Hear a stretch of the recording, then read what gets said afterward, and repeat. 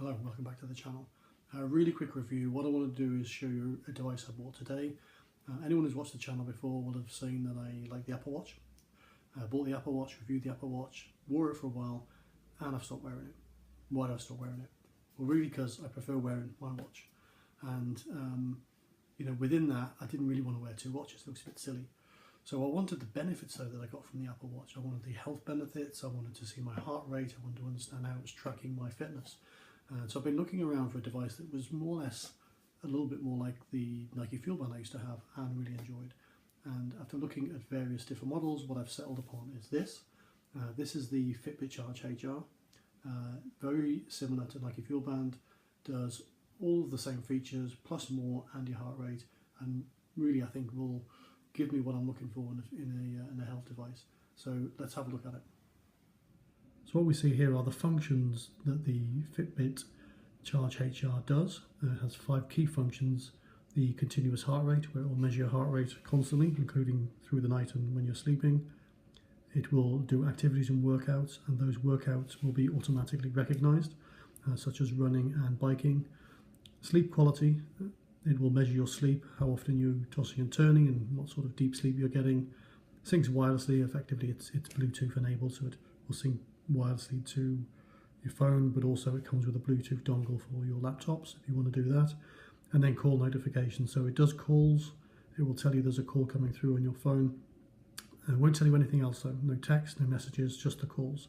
It does also have a feature for an alarm, so it does vibrate on your wrist, and you can set an alarm at various times a day to pick that up. So one of the other functions on there, but these are the key 5. You can see I bought the large one.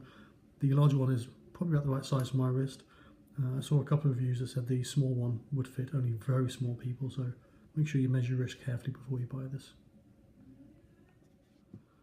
So here's the Fitbit in the box, the Charge HR. You can see it's got a dummy sticker on for the heart rate.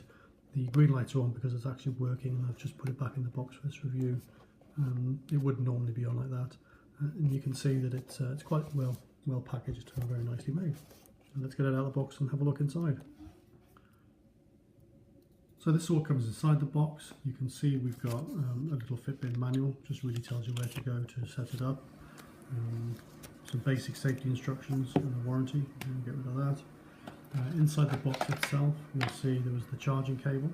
Of course, it's a proprietary charging cable, so it's not a USB or a mini USB or micro USB or anything fancy like that. It's its own type of charging cable, so don't lose it. Inside here, you also have the dongle,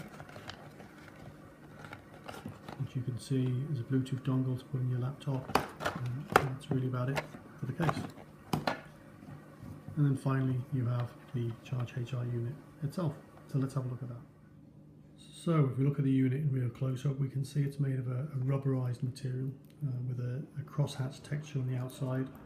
And you have the screen at the top here, which tells you your statistics, and you can press a single button on the side to go through the different statistics on the unit. It's got a sort of a watch strap, as you can see, so it's fairly easy to get the right size and comfort. On the back of it, you can see that it has the sensors. These are the sensors for your heart rate. You have the connection for the charger unit, and you can see how it's sealed in there, inside there, as you go all the way around. The unit's not waterproof. It will be it's sort of sweat resistant and shower proof, as in a rain shower but not a washing shower. So it's not like some of the units fully waterproof, so it's something to keep in mind when you're buying this. I don't intend going swimming with it, so it's not a particular issue to me. So that's how the device looks on the outside. Let's have a look at some of the functions. So let's have a quick look at the functions on here. I've actually changed the order of the functions to the order that I want them in. So you won't see time first, because I didn't particularly want this to be a time device. I've got a watch. So let me quickly scroll through what we've got. We have the heart rate first. Then we have the calories, then we have how many kilometers you've gone, how many steps you've taken throughout the day, what the time is at the moment, and you can change that to different formats, and how many steps you've climbed throughout the day. That essentially it then scrolls back around through all of those. Just to give a bit more info on some of them, on the heart rate, you can see the heart pulsing, but also it will show you through another indicator if you're in fat burning zone or different types of zones for exercise. We can see on the calories that I have a bar underneath for calories reached against a target, and kilometers and steps, not the time but also the steps taken. It will show you against a target if you set a target for those. I haven't quite set a target. You can also change the time, and we look at the time here. You can change the time to show in different formats, in 24-hour format, and also have the seconds on there and the date, which I don't want to see. So effectively, that's how it looks. It's quite a nice, easy readable display, easy to read through the day and easy to read on a night time. Really, really impressive. So this is the Fitbit Charge HR on. You can see it's very watch-like on the back end, but still what I was looking for on the top end, which is very Nike FuelBand-like. Quite a snug fit. You're supposed to wear it a little bit higher on your wrist when you're exercising to get better readings on the heart rate. I don't like to wear it so high because it doesn't feel as comfortable for me, but I'm sure when I'm cycling or doing other exercise I can move it up. As you tilt it, it will also bring on the time, and you can disable that in the settings on your iPad or iPhone app. So all in, again, very comfortable, very easy to wear, and exactly the size I was looking for. So to finish off, let's have just a real quick look at the app that comes with it for your iPhone. This is the version I've got. You can see you've got your Charge HR connected up there, shows you the battery level, and it updates this regularly throughout the day, and as you're using the device. It tells you how many steps you've done, your average heart rate for the day, how many kilometers you've walked, how many calories are burned, how many floors you've gone up, and then active minutes obviously based on exercise. I haven't done any exercise today. And then you can track the exercise, and then you've got on your sleep, your weight, and you put in the settings, how high you are, how old you are, etc. There are some features along the bottom such as challenges. If you want to take on those challenges, you can connect with friends, and you can also set up your account. Within the account you can set things like which is the dominant wrist, what type of clock face you want, which I talked about before. You can have some silent alarms, and what happens there is you set the alarm, and when the alarm goes off, the Fitbit will actually vibrate on your wrist to let you know whatever you were waiting for has happened. You've got some notifications, so that's is to enable the call notifications from your phone. I've set my main goal to be calories burned, but you can change that to be steps, distance, or your floors. I can customize the display. As I mentioned earlier, I've put heart rate first and clock actually nearly last because I'm not that bothered about it.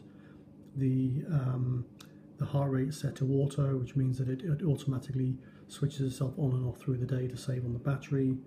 There's a tap gesture on it, which I actually don't think works very well. You have to tap the device with your finger for it to show the heart rate, but you actually have to give it a fairly hefty tap, like this sort of tap.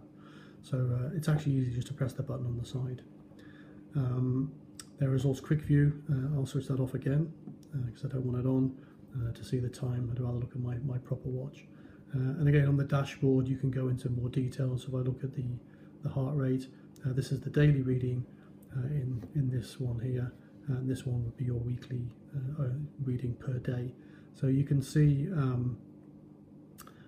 how my heart rate's gone up since I got the device, and that's really about it.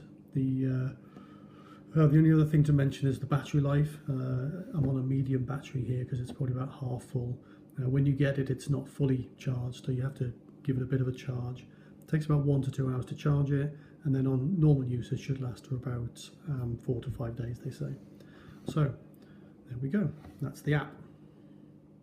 Well, I hope that mini review was of some use to you. Hopefully you can take some info on that and decide whether the Fitbit Charge HR is for you. I looked at various ones online, and in the end I decided this was the one that best fit my needs. Didn't want to be too complicated, didn't want massive screens, and I think this one's just about right. Very short, brief review. I hope it's any use. Any questions, leave them in the comments below, and I'll do my best to get back to you. Thank you.